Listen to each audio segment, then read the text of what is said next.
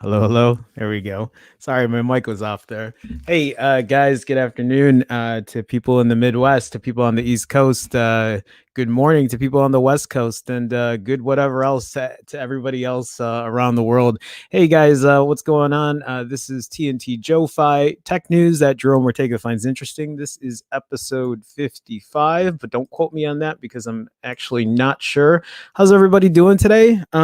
This is day number, I don't know how many weeks in quarantine now, but it is what it is. So today we actually have kind of a slower tech day. There wasn't a ton of tech related things going on today, or at least from what I covered yesterday. So I just have a couple of things to go over. I really don't know how long the stream is going to go for. Unless you guys have questions or you guys want to talk about something, then we can do that. We can take some time and try to let that hour pass. But if it is a slow news day and there's not a ton to talk about, then it is what it is, right? So I see 6 in here. Catch up, sir. Catch up, sir. What's going on, 6? Mint Arcade first. I don't know if you're the first. I think 6 got you there. But how's it going, Mint Arcade? How you doing? Welcome to the stream. How you doing this afternoon or this morning, wherever you're at? I hope you're doing well. So yeah, let's Mint Arcade says it's 1 a.m. here. Well, good evening then. Thanks for staying up late. Unless you're already up that late anyway. I appreciate you joining the stream. How's it going? So let's see Sujo. Sujo, what's going on, man? Welcome to the stream. More mukbang.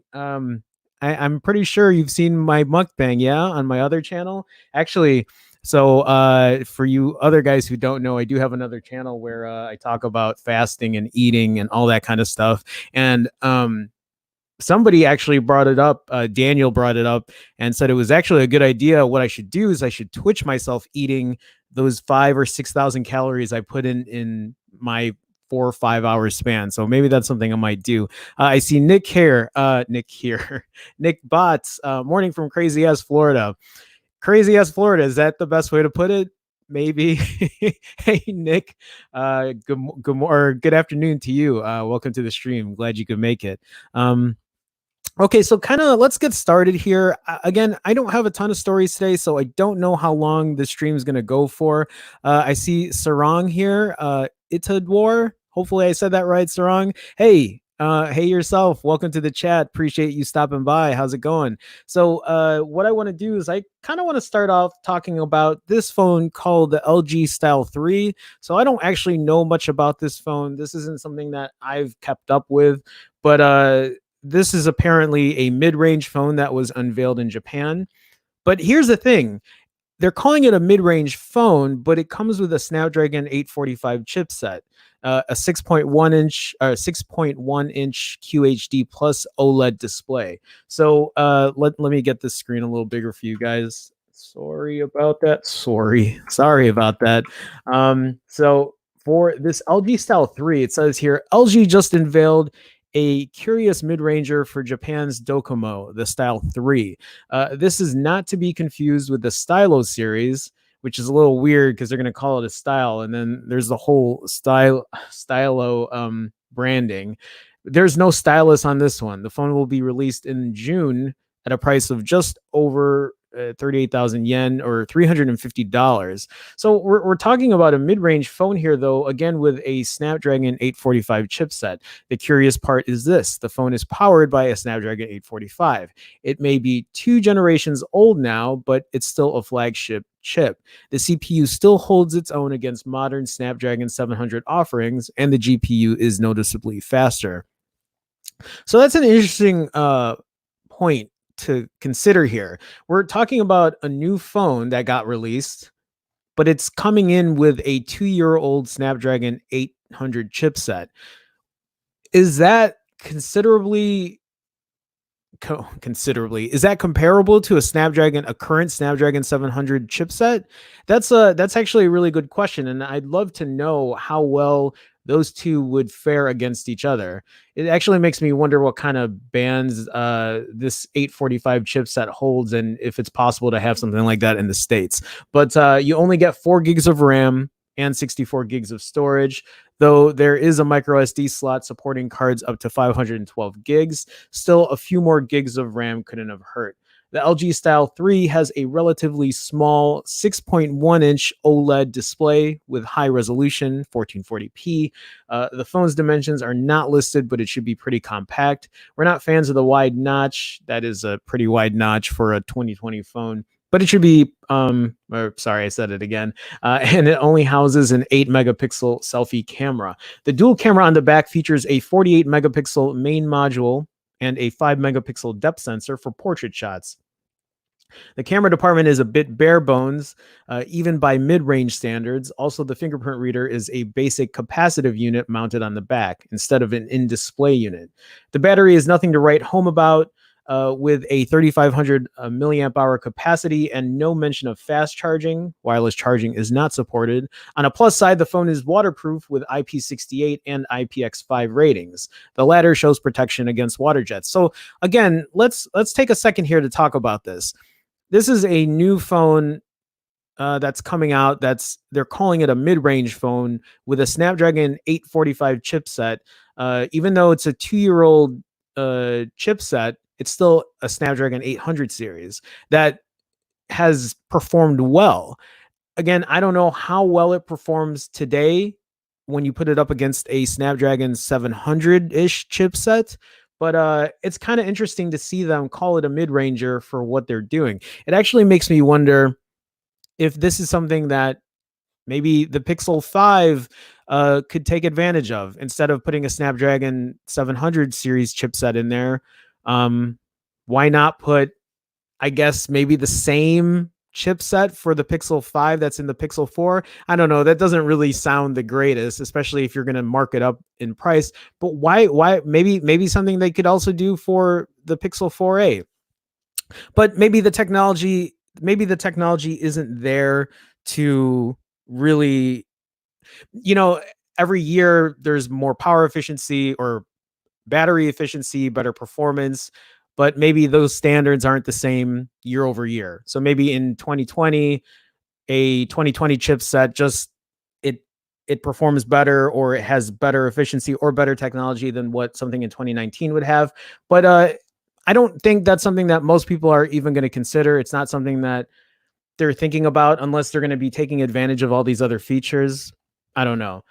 So like many other phones launching in Japan, the LG Style 3 is unlikely to be available globally. Still, the choice of a Snapdragon 845 and the relatively compact dimensions make this a fairly unique mid-range phone. Still, really an interesting concept. Actually, I should see what these comments say. Except for chipset and display, every other spec is entry level. $200 phones do it better. Vivo S1, 4 gigs with 128 gigs of internal storage, AMOLED display, and 4,500 milliamp hour battery. Realme 5 Pro. So can LG define a target market for this phone? Yeah, so huge notch. Well, he's kind of right. Japanese don't care about LG unless they stamp an anime exclusive branding on it. I don't know about that. I don't really know how things fare over there in Japan. But again, I wouldn't mind seeing phones if they want to make a mid range phone. I wouldn't mind seeing someone putting a mid range phone out with a Snapdragon 800 series a year later, like if it's a generation old or even 2 generations old. I mean, my OnePlus 6T, right, is still performing like flawlessly. The lag on it is not there, and I haven't been having issues with it. And maybe this could hold true, right? If we could use whatever leftover Snapdragon 800 series chipsets are are still laying around and use them a year or two later. It's not a bad idea, and it's something I haven't thought about, and it's nice to see them bring it up here. Okay, I'm looking at chat and I guys, don't troll in here, please. These are my buddies who I guess decided to all come in at the same time. I see Brian in here. Brian, what's going on, man? How you doing? Welcome to the stream.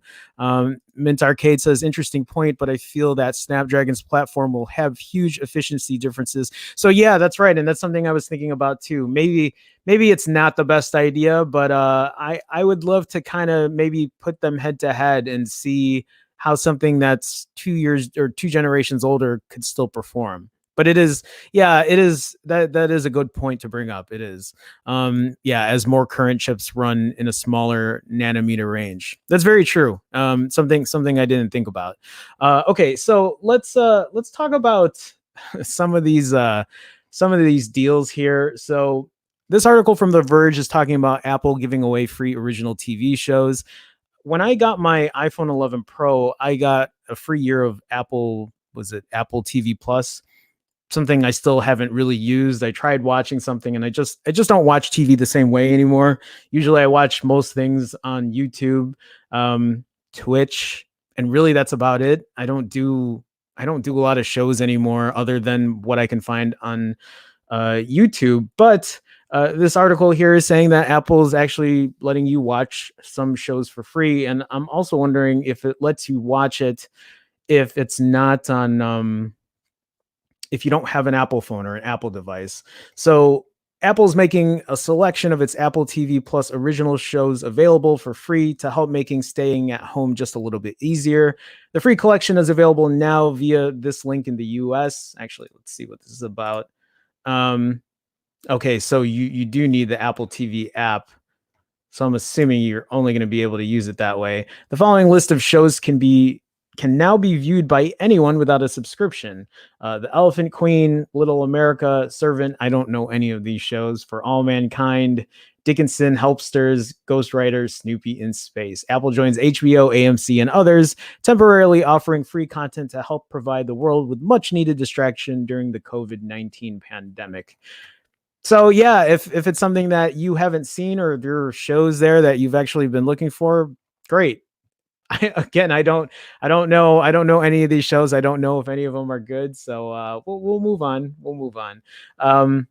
So there's also this other deal that I saw for an Apple Watch. If you guys don't know, I have I always try to do this properly, but I have an Apple Watch Series 3 that I got for a great deal, and this is showing for $199, but when I got the deal, it was going around for around $189. And so this article here from Tech Radar is saying snag the Series 3 smartwatch at Apple while you can. So track your health stats and stay connected with the best-selling Apple Watch 3 that's currently on sale for just $199. I have to say, I was pretty skeptical about an Apple Watch. It really wasn't something I was interested in. And then I got one and I was like, damn, this is pretty nice for what it is. I'm not on my Apple Watch. I'm not like, tapping through things all day or anything on it, but it's a great way to get notifications instead of pulling your phone out. I'm actually surprised how well it works.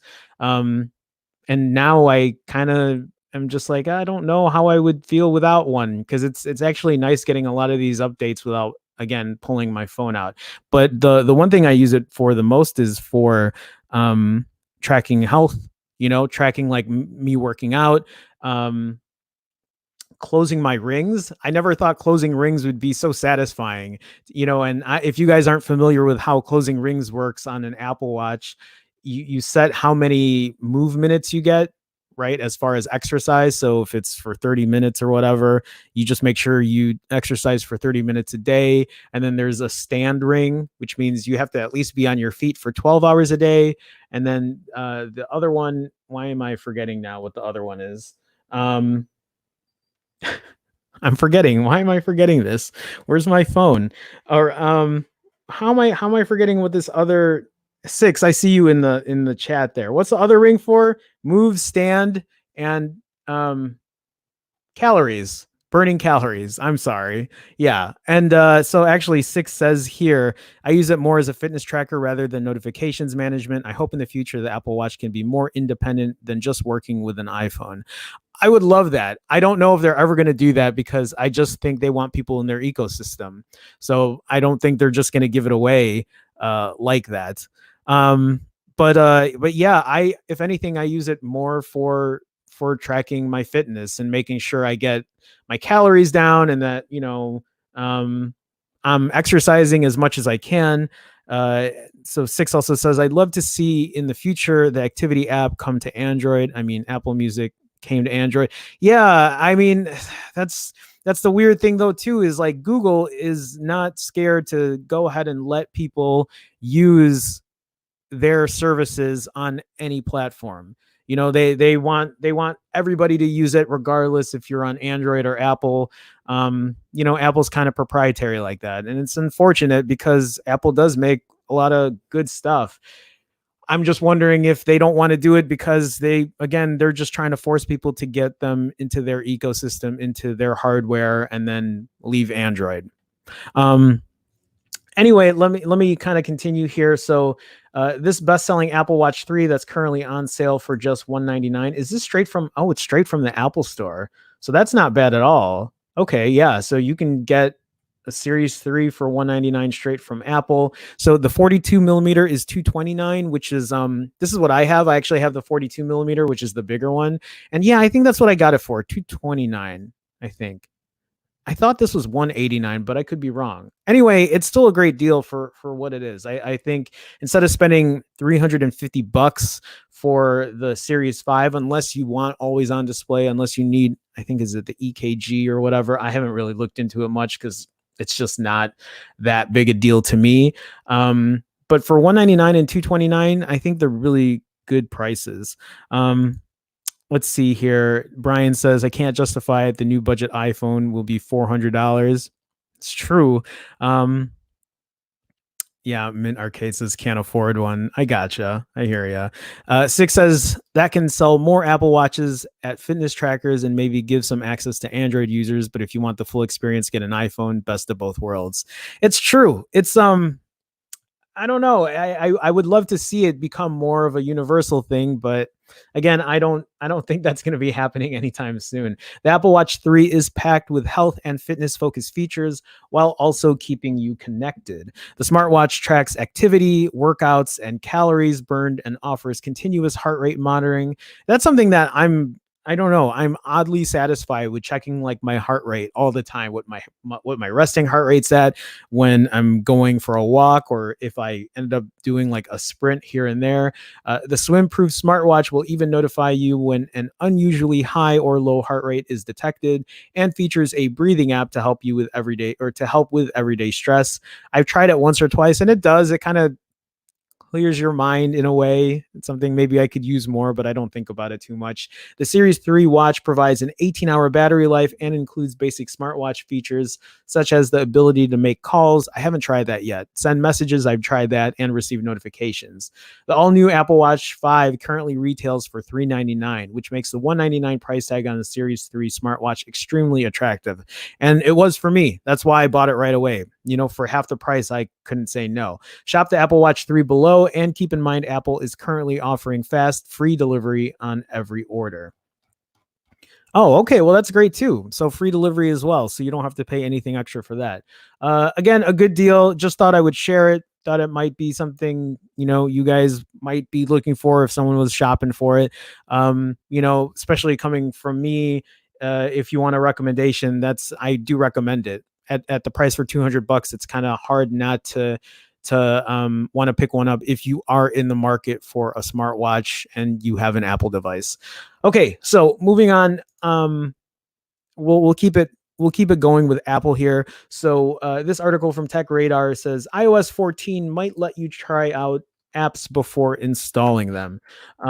So a new feature called Clips. Code spotted in an early build of iOS 14 suggests that Apple is working on a new feature called Clips, which would let you test out dynamic and interactive content from apps without actually installing them. As 9to5Mac reports, the idea is that you could watch a video from YouTube, for example, without actually having YouTube installed. How does that work? Users would be able to try out various features before they commit to downloading the app. Based on the Clips API, it would kick into action when you scanned a QR code or tapped on a link for an app that wasn't installed on your phone on your iPhone. In addition to YouTube, apps for Yelp, DoorDash, OpenTable, and PS4 Second Screen are specifically referenced in the code.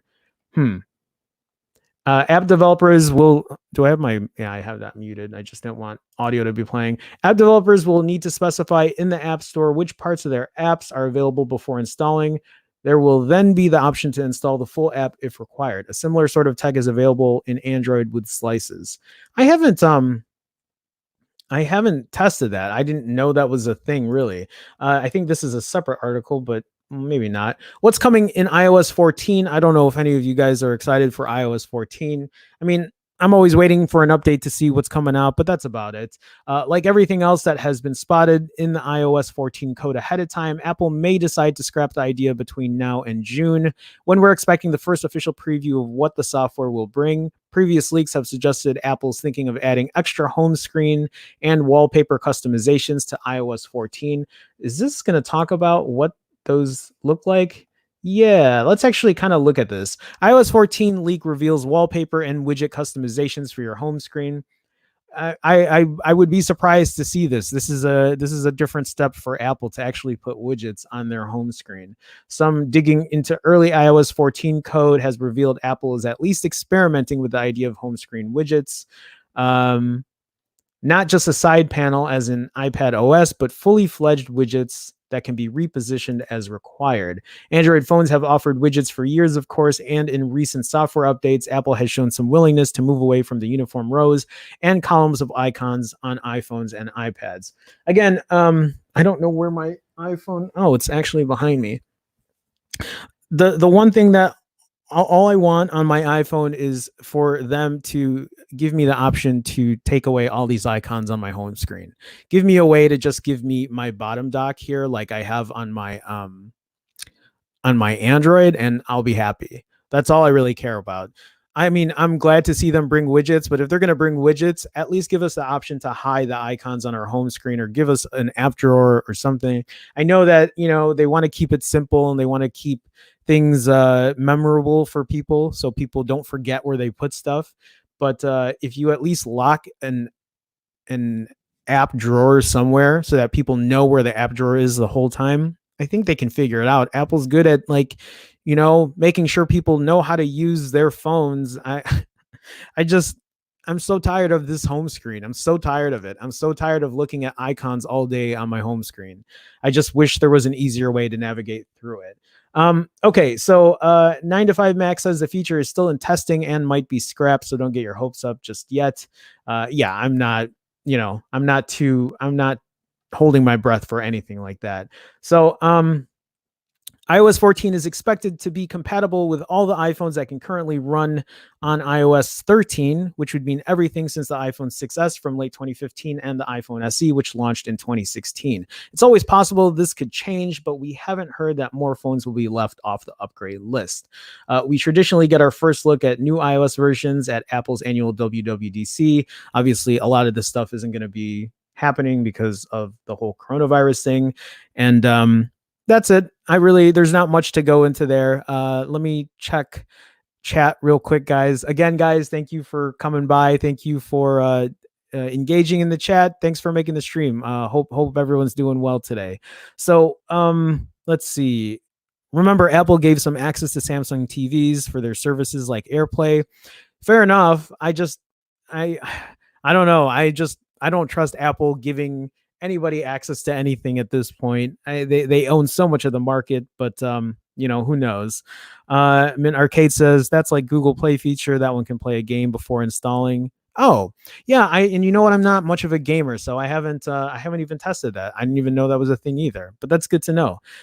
Daniel says here, need to view an app without downloading the app. There's an app for that. Hey Daniel, how's it going, man? Hope you're feeling better. Daniel and I, we were live streaming yesterday on our news channel, and he had to dip out early because he wasn't feeling too well. I don't know if that was the whole allergy thing we were talking about, but hopefully, if it was, you're feeling better. George, hey, yo, six finally got my bag set up. Oh, you talking about a punching bag? You had a punching bag set up, George? You take a picture of that? You need to do video and show us some of your skills, George. George, welcome to the chat. Welcome to the stream. Appreciate you stopping by. So I see. Let's see. Don't worry, Brian. Me and George will spar and we'll go live on YouTube. I would pay to see that. George says, headline: Old guy knocked out by cruel youngster. Daniel, I'm fine. Good. I'm glad to hear. I'm glad to hear you're doing fine. Okay, guys, let's move on here. We were talking about coronavirus. Let's talk about it here. This article from, where is this from? USA Today. Not really a site I usually pull news from, but this article from USA Today says your iPhone won't recognize you in a face mask, but a Samsung Galaxy might. You're wearing a mask as encouraged by the Centers for Disease Control, CDC, and possibly by your local government during this outbreak, and you want to use Face ID to open your phone or Android phone. Is there a way? Yes, says a Chinese researcher from Tencent's Zhanwu Lab. Don't know if I said that right. But according to Apple, this is frowned upon big time and could affect the integrity of your phone. There are several hacks available online, and most will send the user to re-register for Face ID on the iPhone. Oh, I see what they're doing here. By covering the left and right side of their face separately. After the researcher from Tencent originally demonstrated and popularized this setup, many others copied and tweaked with videos on YouTube. That's actually really interesting. So they're covering their face here so that, well, this says face obstructed though. Try removing anything flat or anything that may be covering your face. Apple is adamant, however, that this shouldn't work. Face ID is designed to work with your eyes, nose, and mouth visible, the company said in a statement to USA Today. I mean, that makes sense. Obviously, for security's sake, the company discourages iPhone users from using Face ID with a mask on and instead encourages just using the 6-digit passcode to unlock the phone. I know, but people, they're lazy and it's not as convenient. So Apple says that users who manipulate Face ID enrollment with face coverings are more likely to end up with iPhones or iPads that aren't as secure. In Apple's own words, Face ID automatically adapts to changes in your appearance, such as wearing cosmetic makeup or growing facial hair. Face ID is designed to work with hats, scarves, glasses, contact lenses, and many sunglasses, but not masks. I mean, it's understandable why. The blog 9 to 5 Mac followed the Chinese researchers' demo, and in our testing that worked, but not very consistently.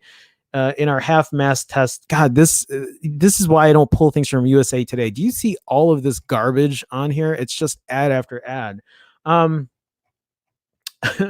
So what about Samsung Galaxy phones? Samsung Premium Galaxy phones offer both facial recognition and a fingerprint sensor to unlock the phone and encourages using the fingerprint for more security. But then again, there's also the question, you might be wearing gloves and then you have a mask on and then neither of those work. So then what happens after that? With facial ID, your phone can be unlocked by someone that looks similar to you, such as a twin. That said, we were able to open a Samsung phone with a mask on. Yeah, so that's not the best. They're not as secure, I'm guessing. In our tests with a couple of Samsung Galaxy S10 Plus phones, we were able to set up an alternate look with a face mask on. The phones were able to distinguish between different masked faces, unlocking only for the face that was saved in that particular device. To set it up, go into the settings to biometrics and security and select face recognition. There you'll tap add alternative look. Oh, that's interesting though. Apple had used the fingerprint sensor Touch ID to unlock phones, but killed the feature with 2017's iPhone 8 and 8 Plus. But again, guys, this might be coming back because the 2020 iPhone SE is underway, and that's going to have a home button and Touch ID again. The iPhone 10 introduced Face ID in 2017, and Apple has continued using it through the XR, XS, and the most recent 11 and 11 Pro series. I just kind of want to add into that. In my testing, the iPhone 10 and iPhone 10s, the Face ID I wasn't too thrilled with. I actually didn't think it was the best thing out there. I really preferred Touch ID, but with the iPhone 11 Pro, they've just done something to make it a little faster, a little bit more I guess consistent is the word to use there, and I've been pretty happy with it. I've been pretty happy with it compared to facial face unlock or whatever on my Pixel 4. But CNET notes that the best method here is to probably just turn off Face ID altogether until we're not wearing masks in public, because the point of the mask is to keep out germs. So if you take the mask off to unlock your phone, you're letting germs in. So anyway, how to disable it. Will my phone respond when it's in a plastic bag? Some phone users have noted this is a weird thing. Anyway, yeah, just something to note. I don't know how most people are living with their phones and stuff these days, but actually a really good point here too is the fact that maybe you shouldn't be using your phone when you're outside and you're going out and you're running errands. And if you're already putting gloves on and you already have a mask on, I think the last thing you want to do is pull your phone out where your hands or whatever need to touch everything else you've been touching outside. If you're being that careful with your phone, or if you're being that careful with yourself, collecting germs or making sure you're not touching whatever, maybe keep the phone in your car, or keep the phone, don't take the phone with you, because the phone is, again, we've talked about this before. The phone is the dirtiest thing that you can be carrying around with you. And the last thing you want is to be touching your phone after you've been touching, garbage around you, or, infecting yourself or getting germs on whatever. Just leave the phone in your pocket. Like, fuck it. Don't take it out unless like you absolutely have to. But I'm guessing if you're running an errand, you know what you're going to get and you know what you need to get. So I don't know. Maybe this is maybe more of a non-issue. But again, I don't know. I really don't know what else to say about that. So, okay. So George says here, my S20 does not recognize me with a mask. So yeah, but then there's that other thing there where it says you can add an alternate or alternative option or whatever. I don't know. iPhone doesn't either. Yeah, I'm pretty sure Apple makes sure that if you're putting a mask on, it's not going to be known there. Brian says, "Yeah, man, resurgence of the fingerprint reader. Give us both, Apple." You know how if Apple did that? Imagine if Apple did that. Imagine if Apple actually added the fingerprint reader and it kept Face ID. I mean, they would have to put it in the back. I don't think Apple's going to do that, but that would create a trend where others would start doing that as well. Apple usually they do something, everyone follows suit. It would be nice to have people do both. Daniel says here, waiting for Samsung to come out with a brand new unlock feature for masks. What a great rebranding of, quote, our security isn't the best. That's a good point. Six says, Jerome, it's called courage. Oh, well, that's why your Face ID works well. Okay. So let's see here. iPhone SE has 1 yard worth of space above the screen. Would it hurt to add Face ID? It wouldn't, but you know what? Like they want to save their money. They want to make sure that they can make a product as cheap as possible still and benefit from as much profit. That's why they're still using an old iPhone 8, hardware. They're using the old design specs. They're not changing anything. They're using the same hardware. They're just changing the guts inside it. Brian says the hand sanitizers are screwing up our fingerprints too. Yeah, I'm not surprised. I think they could add Face ID to the SE 2020, but it would hurt sales of the XR and 11. That's also a really good point. Something I didn't think about. That's a good point too. Imagine if Apple gave us reachability with a Deer fingerprint reader with swipe down on it. It's not a bad idea either. Not a bad idea. Okay. Again, I don't have many articles left, guys, so this might be a short one. I do want to talk about the Dell XPS 13 because I actually owned one before. Laptops aren't the biggest tech news for a lot of people, especially when I know people are coming here for phone stuff, but I did want to kind of go through it. So, but this article here from Engadget talks about Motorola's Razr, still $1,500. I don't know why anybody would buy this phone for $1,500 unless you just want to show off that you have a foldable phone. That still doesn't even have a Snapdragon 800 processor in it and not the best specs in the world. But now you can get it in blush gold. You can at least get something flashier for that kind of money than basic black. And then I looked at this picture and I'm like, that's not, it doesn't, I don't know. It doesn't look anything special. The Motorola Razr is now available in blush gold. Does this go to? No, it doesn't. I thought it was going to go straight to Motorola. In case the only thing that's keeping you from spending $1,500 on one is the fact that the phone only came in black. While the new option thankfully doesn't make the foldable device even more expensive, the only difference between it and the basic black version is the color of the back panel and the front chin. It's still the same Razr we reviewed in February. That's more of a fashion statement than anything. So yeah, if you're going to be spending it at that price or at that point, that price, you're just showing off at that point, right? Like you just want people to know that you have a foldable phone. I guess I could be wrong. I can't speak for everybody. Maybe you bought it because you really need a foldable phone because the phone that you have currently keeps falling out of your pocket, or you just need a smaller phone.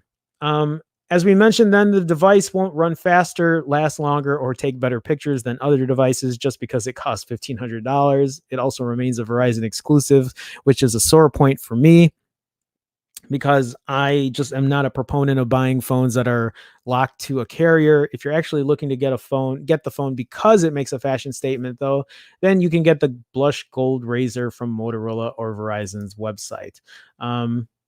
Actually, I don't know if I'm going to get copyright. I probably wouldn't. I kind of want to watch it because I kind of want to see what they're talking about here, or see how their marketing is. So let's take 30 seconds. They don't make them like me no more. No, this is the old commercial, right? This isn't the gold one. No, we've seen this. Shining like a supernova. No, brand new code hanging on my shoulders. I got what you need, I'm your main controller. So hop right in and don't take it slower. I don't know. It doesn't really. $1,500 for this phone, man. I just can't see myself. Yeah, no more. I just can't see myself spending that kind of money, even because it's a gold phone. Like that should not be your selling point of wanting to buy a phone at that price. Just way too much money. I see Mint Arcade here saying $1,500 dust collector. Yeah, I think for a good amount of people, but you're going to want to show that off when you first get it because no one else is going to have it, right? Yeah, George says I agree, dust collector. All right. Okay, let's move on. Let's talk about Zoom because Zoom is always in the news lately, and Zoom is really having a ton of issues, privacy issues. And I want to make a point here that it's not that Zoom is an awful company. It's the fact that Zoom made a product that exploded, and they maybe, either, I don't know if they're a startup or whatever, but I don't think they expected this kind of boom coming into their product and their service. But when you bring something like this and tons of people start using it, you are going to have a good amount of people who are going to start looking into the vulnerabilities of it, and some people do it out of boredom. Some people think it's funny to go ahead and, do these Zoom bombings or whatever. But privacy, security then becomes a huge factor. And that's why they're getting a lot of flack for it. And they should be getting flack for it because this is something that, I mean, again, we were talking about this, on one of my older streams. Somebody hacked into it and exposed himself to a bunch of 8 or 9-year-olds during a classroom session.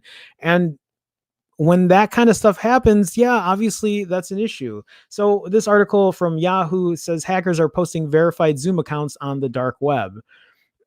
which is not the, oh my God. So Zoom has been the saving grace for millions of people stuck at home trying to figure out how to work and maintain social relationships in isolation. But the video conferencing platform has already become a target for scammers, according to a cybersecurity firm that monitors the dark web, the internet's unlisted phone book of shady sites. On April 1st, an actor in a popular dark web forum posted a link to the collection of 352 compromised Zoom accounts. In comments on this post, several actors thanked him for the post, and one revealed intentions to troll the meetings. So again, to troll the meetings, that's just, some people are just trying to flex. They're just trying to flex and say, hey, look what I can do. Let me, get into here and let me scare the shit out of you. And, it gives me a moment to again flex and show off to other people on the internet that I hacked into it, and so on and so forth. Six Gill said these links included email addresses, passwords, meeting IDs, host keys, and names, and the type of Zoom account. Most were personal, but not all. According to Six Gill, one belonged to a major U.S. healthcare provider. And 7 more to various educational institutions, my God, and 1 to a small business. The accounts were listed for anyone to download with the intent to troll and disrupt rather than profit. But given that many are using Zoom for business purposes, confidential information could be compromised. Google Hangouts and Meet, Skype, and Slack have seen spikes in usage as work from home soared in March, and Zoom has taken off as one of the newer video conferencing options. Rapidly is becoming the go-to platform for canceled schools to figure out how to turn the home into a classroom for friends and family to see each other, as well as a critical tool for many businesses. There was also another article that I read that Google completely told their staff to stop using Zoom. So I don't know what they're using at this point. I know that Google has Google Duo, and then they do have Google Meet. So maybe they're using that. Maybe the security is more beefed up there. But also don't be surprised if their security isn't the best. Because again, you bring more people to it, you're going to have more people try to hack into it. Recently, Zoom has been under scrutiny for privacy and data concerns. And CEO Eric Yan, I'm not probably not pronouncing that right, has admitted multiple times that the company had some missteps and moved too fast, failing to stem security issues like Zoom bombing. Zoom told Yahoo Finance that the company is looking into the problems. I mean, they need to do more than looking into the problems. They need to figure these. I'm sorry, I'm reading here. They need to solve these problems a lot quicker, sooner than later. The dark web has been rife with tools for scammers. So far, the coronavirus pandemic is causing a dual health and economic crisis simultaneously, both resulting in a staggering death toll and massive unemployment numbers, stoking fears and making people stressed and vulnerable to scams. Those fears, coupled with confusion surrounding incoming stimulus payments, have laid the perfect foundation for scammers to take advantage. And that's a big thing too. People are getting all these phone calls right now saying they're either working with I don't know who exactly, but people are taking advantage right now of the coronavirus pandemic and finding a way for other people to open up their wallets for fear of, getting in trouble with the law or whatever. I just read something a couple days ago too, or yesterday or the other day, where people are pulling other people over on the road. They're literally pulling them over on the road for breaking curfew. Because I think they just don't want them there. People are just trying to tout their power or I don't know what they're doing. And they're also endangering themselves from infecting others doing so. And it's not just one time. These are multiple reports of random cars with flashing lights pulling people over, reprimanding them for being out on the road or doing whatever they're doing.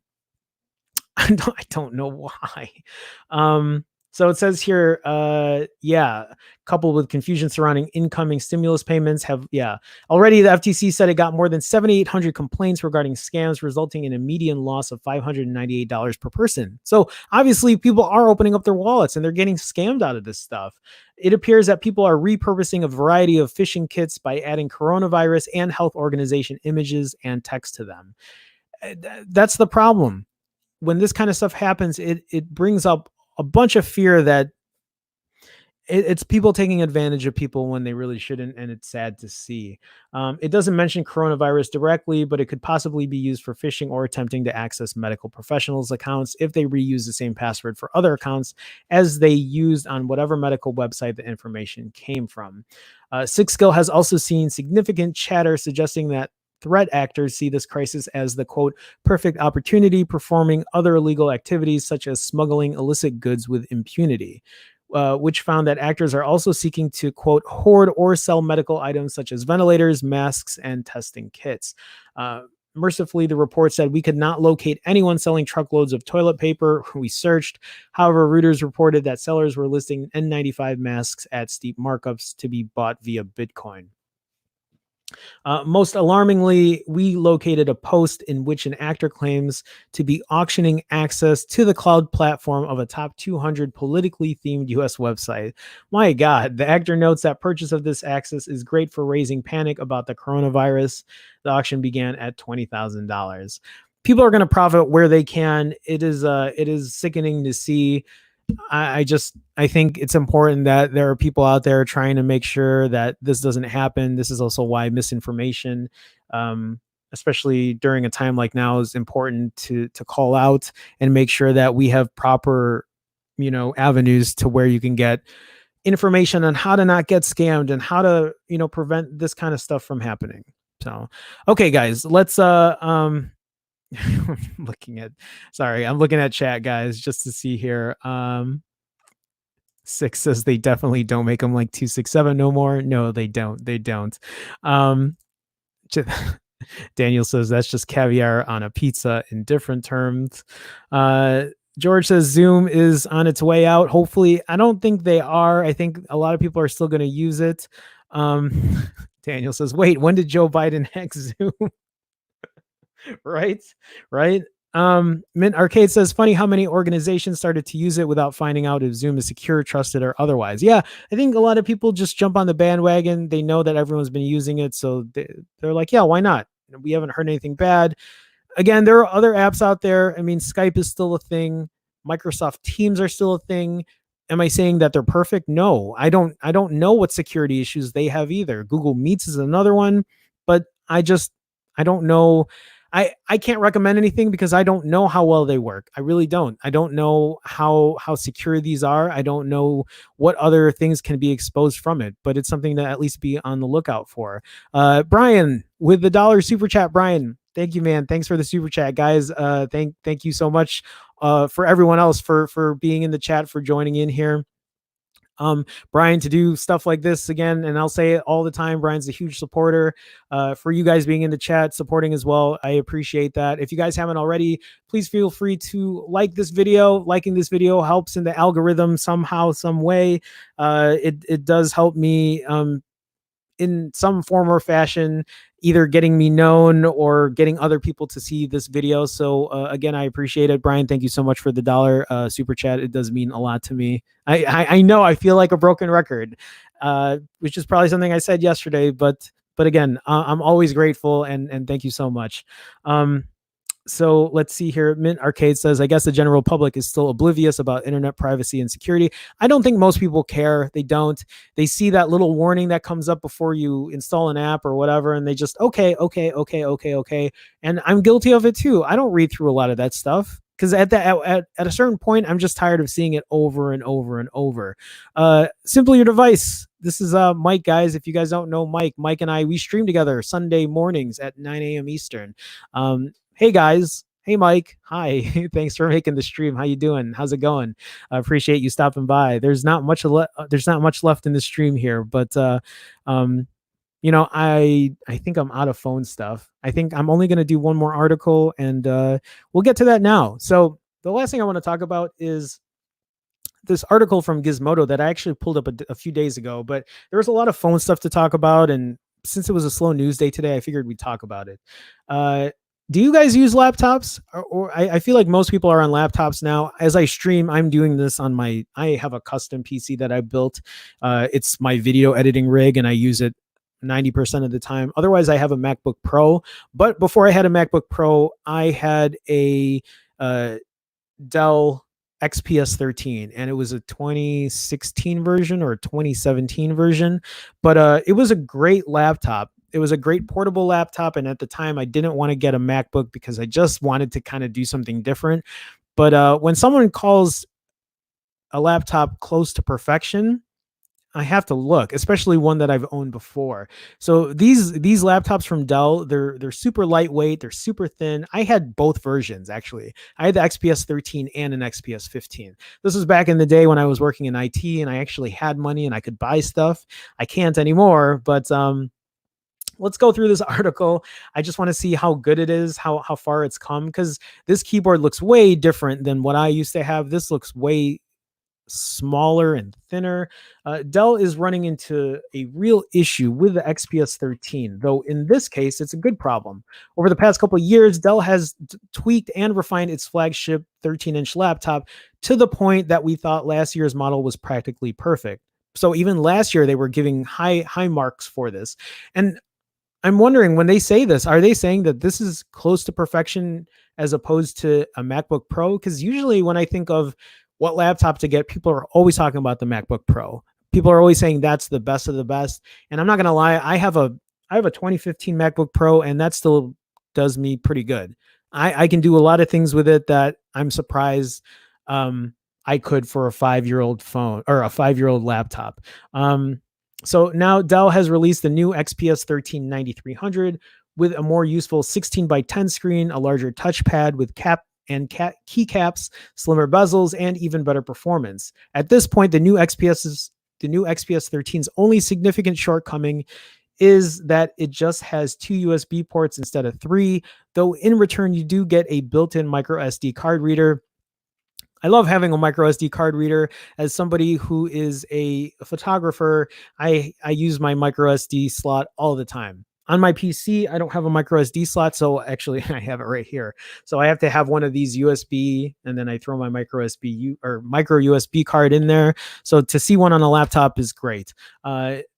So let's see here. And even though this new XPS 13 isn't completely flawless, there's no doubt it's the best ultra portable on the market. In terms of design, the XPS 13 9300 is actually a tiny bit heavier and slightly smaller than the previous model. I mean, it looks really nice, but the differences are so minute that even when holding both at the same time, it's hard to tell. Around the edges of the laptop, Dell has opted for a shinier anodized finish that adds a bit of sparkle to the system without crossing the border into, quote, look at me territory. Um, yeah, so it starts at 1250. The reviewed one that they have here is almost, it's close to $2,000. I remember when I bought my XPS 13, I think I was in the $1,300 or $1,400 range. And when I bought my XPS 15, I think I paid $2,200 for it. So I had like the top of the line, the best processor. I bought it because I needed it as a video editing rig. This was before I decided to build another PC. But I realized that as well as it performed for a video editing rig, it's so much easier because so when I talk to you guys on the streaming platform, I have two monitors. So I can see the stream, I can read the chat, and then I can have a screen to share, and it makes life so much easier. And for video editing, oh my God, like I can't even think of editing a video anymore with one screen. I think I did that in transition when we went to lockdown or quarantine, or actually when I moved back from LA to Chicago. And I think I had to do it on my MacBook Pro, and editing on one screen was awful. I'm just not used to it anymore. So you also get 2 USB-C ports with Thunderbolt 3, one on each side for transferring data and power, along with a headphone jack on the right and a new micro SD card slot on the left. Typically, I like when laptop makers add built SD card readers on laptops. I agree. Though on something like the XPS 13, whose main duty probably won't be editing photos and videos, I think most people would prefer a third USB-C port. I can see that, especially considering one USB-C port will usually be reserved for charging. My MacBook Pro, though, I do edit photos on that on Lightroom, especially when I'm moving around, and it has a micro SD slot, and I love it because I don't have to carry a separate device to plug my micro SD card in. If I were to buy a new laptop, it probably would have that for sure. Speaking of charging, I appreciate Dell includes 2 different plugs for their 45-watt power brick, a compact one. We're not going to go through all that stuff. Up top, Dell has also stepped up to a new 16 by 10 display, which might not sound like much, but gives the XPS 13 a much needed boost in vertical screen real estate.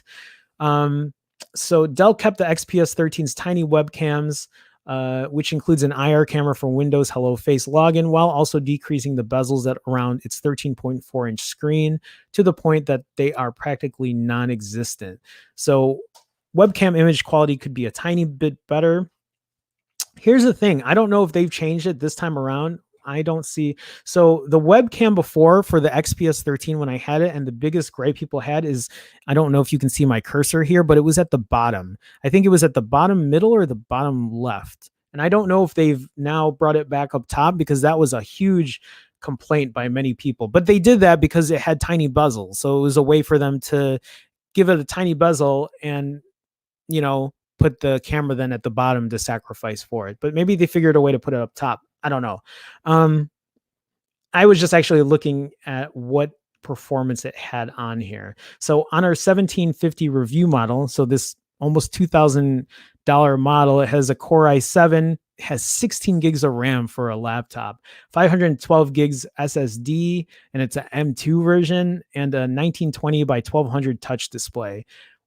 So my 2200 XPS 15 was also touchscreen, and I never used it because I just didn't want to dirty up the display, but it's nice to have. But depending on your budget, you can go for a less expensive non-touch FHD plus. So they still offer a non-touch version, or a more premium 3840 by 2400 UHD plus panel. That said, I would probably stick with the FHD plus touch display, as the increase in resolution doesn't have as big of an impact on a 13-inch as it would on a larger 15-inch system. For performance, it's no slouch. I'm sure it isn't. We're not going to go through all these things. So it supports both face and fingerprint login. Includes a handy USB-C to USB-A adapter in the box. That's nice to know. And it only has 2 USB-C ports. If you're not down with the white fiberglass deck, the XPS 13 is still available in a classic carbon fiber too. Yeah, I mean, if I was looking for a new, I see Mike says here, no notches, no teardrop. I don't know if we're talking about phones here or we're talking about this laptop, but anyway, sorry, I'm reading chat. I shouldn't. Yeah, if I was in the market for a laptop, I would definitely take a look at an XPS 13. But money isn't on my side lately. So for the most part, I'm looking for better deals, or I'm looking for what kind of bargains I can find in the used market, which is what I've been doing a lot lately. I've kind of just been searching for the used market because not all of us have cash. And now that I do a lot more freelance work than actual work for company type deal, money's hard to come by. And this is a lot more of what's up my alley lately.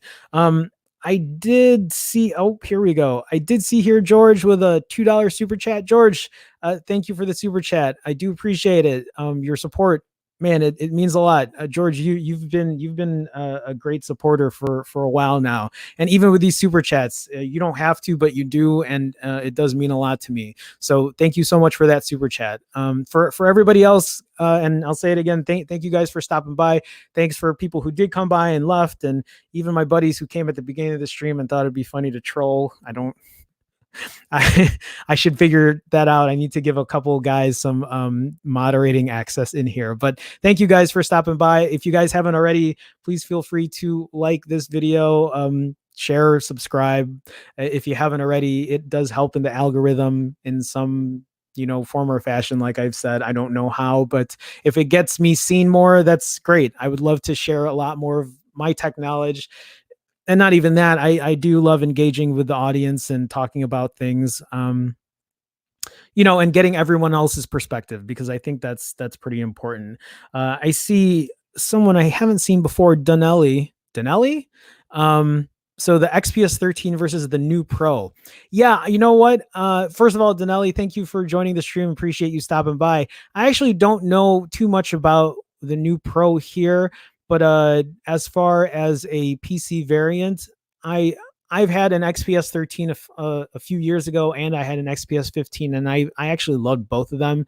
I thought they were great deals for what they have. Plus, they're really you're able to configure them pretty well. I don't know what would be better. I'm guessing the XPS 13 is probably the better deal performance wise, specs wise, and price wise.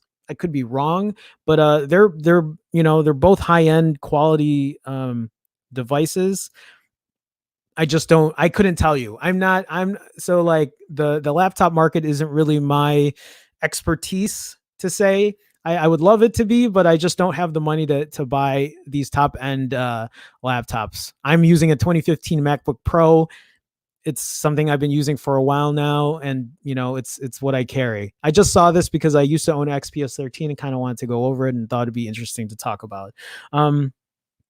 But yeah, so I was gonna end that here, but I do have one more article that I wanted to go over, and I might as well talk about that now. So this article I got yesterday actually, and so this article from Anantech talks about some new mid-range smartphones from Samsung, because Samsung just doesn't know when to stop making phones. They make so many goddamn variations of phones that I can't even keep up anymore.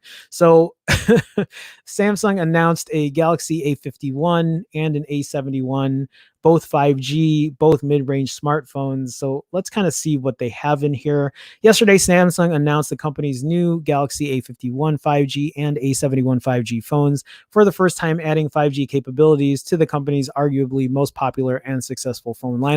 So again, these are phones that have already been released, but now with 5G. I don't know though if they've changed the chipset. I'm assuming they had to. While there's a lot of talk about the prestige high-end Galaxy S series from Samsung, which isn't selling too well, the majority of phones the company actually sells lies in their more affordable mid-range lineup. Particularly in the last few years, the A series devices have seen a large amount of success and being Samsung's top selling phones. The new A51 and A71 iterate on last year's models, updating a lot of the aspects of the phones, hopefully without breaking the bank in terms of cost. Today's A51 5G and A71 5G phones augment the previously announced A51 and A71s with 5G connectivity. That's a lot to say, especially adding 5G into all of that. So okay, these series, it's not running a Snapdragon. It's running an Exynos 980 with six 1.8 gig cores and two 2.2 gig cores.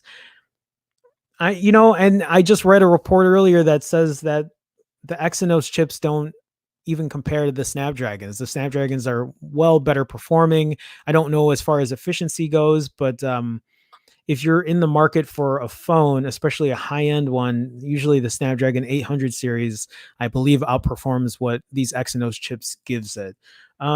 So it can have either 6 or 8 gigs of RAM, 128 gigs of internal storage, with the option here to add a micro SD, or has a expandable storage capability.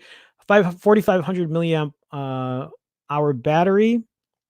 So that's a pretty big battery in there too. So the A71 is going to have 25-watt charging versus 15-watt on the A51. A higher megapixel camera with a lower aperture, a wider aperture, which again, just because it's higher megapixels doesn't mean it's the better camera. But I don't know how well these cameras do. I've never tested them.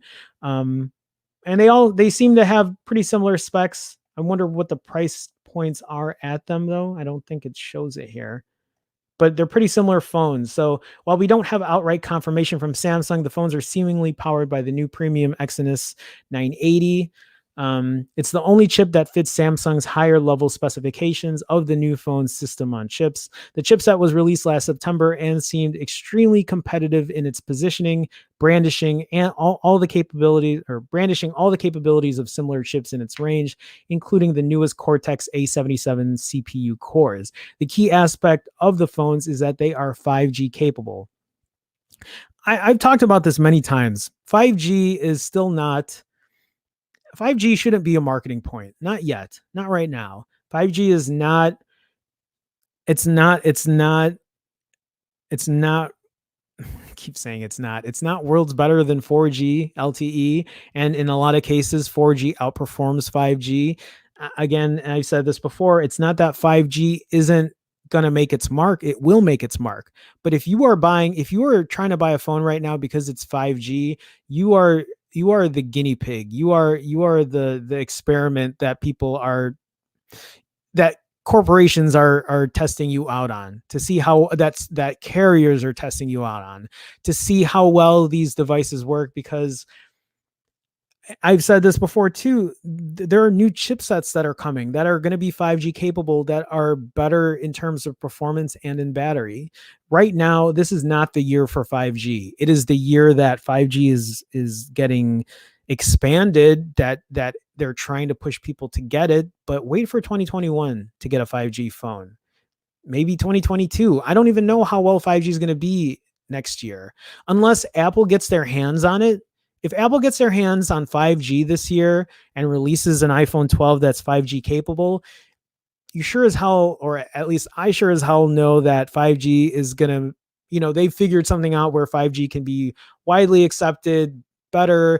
It just seems like when Apple kind of implements things, everyone else follows suit. So maybe just hold off.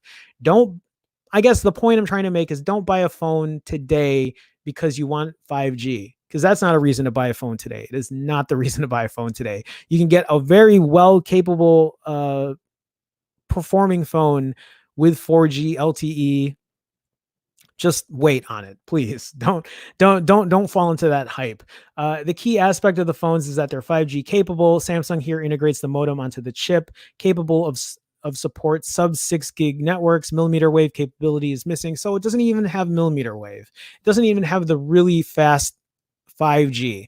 It's just going to have the kind of, what some people call it, 4G LTE plus, like just a step above, which isn't even that much faster, both due to technical lack of ability and the associated higher costs. Usually Samsung posts an either or in the specifications of the SoC of a new device when it differs between regions. Here, the specifications are referring to a single chip. It's going to be interesting to see if this also means that Samsung is going forward with the Exynos chip in the USA, typically a market where the company always preferred to use Qualcomm chips. By Qualcomm, we're talking about Snapdragon. The phones only come in 6 or 8 gigs of RAM, although Samsung doesn't specify how this will be chosen, as they only list 128 gigs of storage as the only configurable option in that regard. Micro SD card slot is naturally still available for more storage. I'm not going to go through this entire thing here. A51, A71 come with 2400 by 1800 by 1080 FHD plus AMOLED displays. So they're good looking phones. They're good. They look modern. They look up to date. They look like they're phones for 2020. Samsung hasn't yet announced official pricing for the new 5G variants of the phones. They were around $300 to $400, but says availability will start throughout the month of April, depending on the region, subject to 5G availability. So again, nice to see these mid-range phones. Nice to see a ton of mid-range phones coming out, but at the $300 to $400 price point, let us not. I'm going to say it again. Right now, the $300 to $400 phones to get is probably what the iPhone SE is going to come out, the 2020 iPhone SE with the A13 Bionic chip, with a possible iPhone 11 shooter coming out. If you're looking for performance and a camera, that would be the phone to get. Or there's the Pixel 4a. Pixel 4a isn't going to have top end performance, so the only thing you're banking on with the Pixel 4a is going to be its camera. So if you want a great camera and you're looking for an Android phone and you're looking for stock Android, the Pixel 4a, $399 is assuming that's what the price is going to be, assuming the iPhone SE is going to be $399. Or there's the OnePlus Z that might be coming out that might also be a great phone at the price, somewhere between $350 and $400. So those are some options that might be better than what these other mid-range phones are coming out at.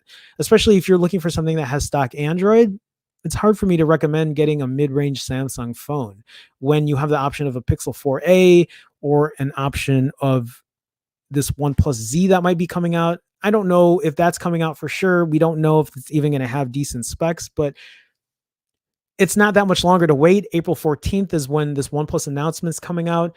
The iPhone announcement might be coming out sometime in the next couple weeks. I don't know. I mean, hell, yesterday we saw the Pixel 4a come out with someone picturing, or someone with a photo showing the packaging, the boxes of it, like it's ready to get distributed, ready to get sold.